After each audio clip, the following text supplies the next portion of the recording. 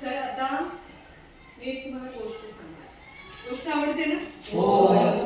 गोष्ट तुम्ही त्या गोष्टीवर विचार करायचा बरं का, छान लक्षपूर्वक ऐका. एक राजू नावाचा मुलगा असतो आणि तो घरी खूप हट्टी असतो, खूप हट्ट करायचा घरी. शाळेत तर राजू यायचा, शाळेत सगळ्यांसोबत वागायचा, पण घरी मात्र तो लाडोबा होता. घरी त्याच्या आई, बाबा, आजी, आजोबा असे 5 माणसांचं त्यांचं कुटुंब होतं. आणि त्याची आई जी होती ती नोकरी करायची, ती जॉबला जायची बँकेत आणि जॉब करून पुन्हा घरी यायची, पुन्हा घरची सगळी कामं ती आई करायची. म्हणजे सकाळी उठल्यापासून रात्री झोपेपर्यंत आई सतत कामात असायची. तुमची पण कोणाकोणाची आई जॉबला जाते रे? कोणाची आई जॉब करणारी आहे? छान छान. हा, तर काही मुलांची आई नोकरी करते, काही मुलांची आई घरी घर काम करते, म्हणजे दिवसभर घर सांभाळते. राजूची आई मात्र ते दोन्ही करायची आणि ती सारेवरची कसरत करायची रोज. आणि सगळ्यांचे हट्ट पुरवून, म्हणजे राजूचे हट्ट तर पुरवायचीच ती, पण बाबांना सगळं हातात लागायचं, ते हातात नेऊन द्यायचे.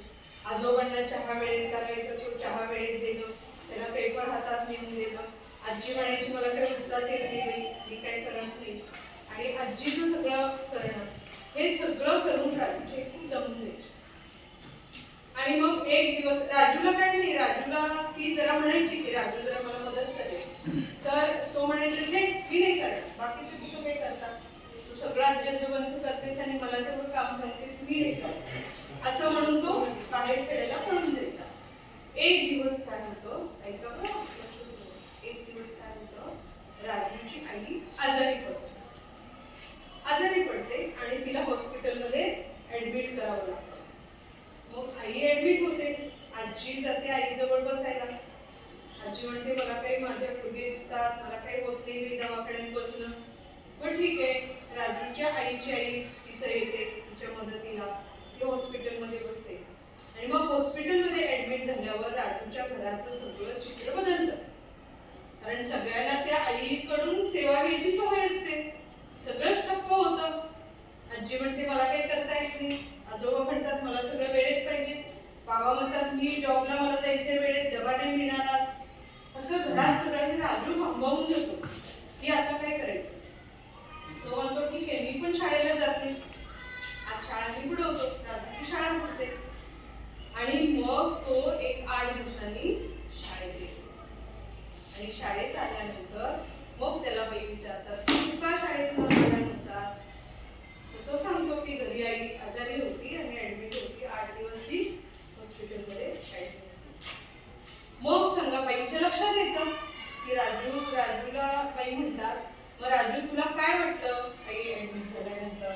घरी सगळं वातावरण ते बदललं, आमचं काहीच म्हणजे झालं नाही, सगळं घर विस्कळीत झालं असं राजू म्हणतो. मग बाई ठरवतात की राजूला आता राजूच्या दृष्टीने एखादा पाठ शिकवला पाहिजे. आणि मग त्या म्हणतात राजू आपल्याही काही जबाबदारी असतात ते आपण पार पाडल्या पाहिजेत. म्हणजे असं आई ऍडमिट होत नाही, मग सगळ्या मुलांसाठी बाई शिकवतात की चला आज आपण एक उपक्रम घेऊया आणि आपण ठरवूया की आपल्या जबाबदाऱ्या काय असतात. आज आपण आपल्या जबाबदाऱ्या ठरवूया, त्यासाठी आपण काय करू, गट करू. तर दोघांचे गट करू, तुमच्या दोघींचा एक गट होईल किंवा मग त्रिकूट असू दे, तुमच्या दोघींचा एक गट आहे. तुमची नावं वर्षा, बघा नूतन वर्षा कल्पनाचा एक गट होईल, शुभांगी आणि जयश्रीचा एक गट होईल.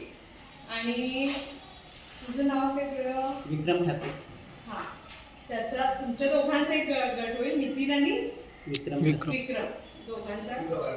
आणि तुमच्या दोघांचा एक गट होईल आणि तुमच्या प्रभाकर तानाचे दोन गट होईल.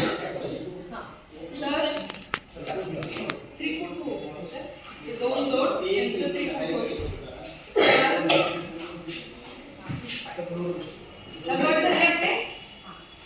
आता मी तुम्हाला एक साहित्य देणार आहे, पण छान आपण आपल्या जबाबदाऱ्या घ्यायची. हं?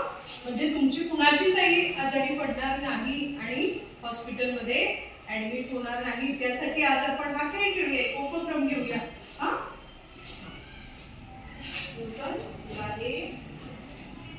कागद घ्यायचे आणि आपण काय करायचे, त्या कागदावर आपण आपल्या जबाबदाऱ्या लिहायच्या आहेत.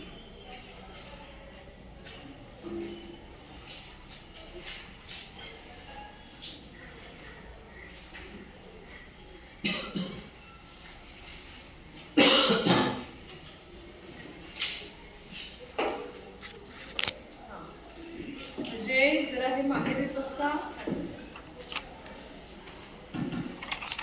मिळाले सर्वांना? हो. हा ड्रॉइंग पेपर आहे आणि त्यावर आपण आपल्या जबाबदाऱ्या लिहायचे. आता ते छान लिहिता याव्या म्हणून मी तुमच्यासाठी हे स्केच पेन आणले बरं का. तुमच्याकडे नाही आहेत ना? हा. तुम्ही कसं सारखा तो खेळ करत असता म्हणून मी तुम्हाला सांगितलेलं आहे. हा, हिचा फ्रॉक छान आहे तर तुला मॅचिंग देते ना. बघा कुणाला मॅचिंग मिळते का?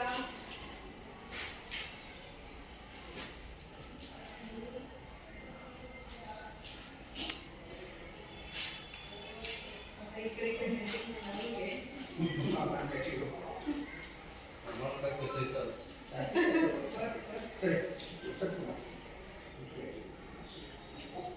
अरे एक पेन कमी पडला का?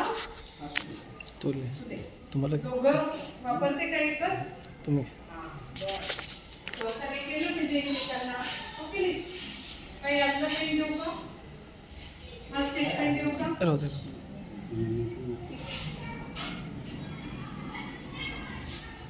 आता बघा आपण तक्ता बनवायचा आहे. हा तक्ता बनवण्यासाठी काय, आता हा इथं तक्ता बनवला ना आपण, वर्गनियम तयार केले, वर्गनियमाचा तक्ता बनवला.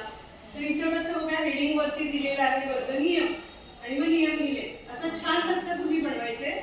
पहिल्यांदा वरती आता हेडिंग काय येईल? लिहा आपल्या जबाबदाऱ्या.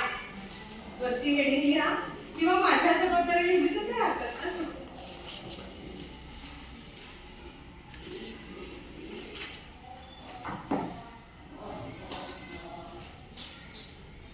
आता ही कृती करताना काय करायचंय, दोघींमध्ये गटांमध्ये चर्चा करायची किंवा एक स्वतः. आता तुम्ही प्रत्येकीने वैयक्तिक लिहा, प्रत्येकाने वैयक्तिक आपले आपलं लिहा की माझी काय जबाबदारी आहे, आपली आपली लिहा आणि मग नंतर तुम्ही चर्चा करा. 2 मिनिटं फक्त वेळ देऊया आपण.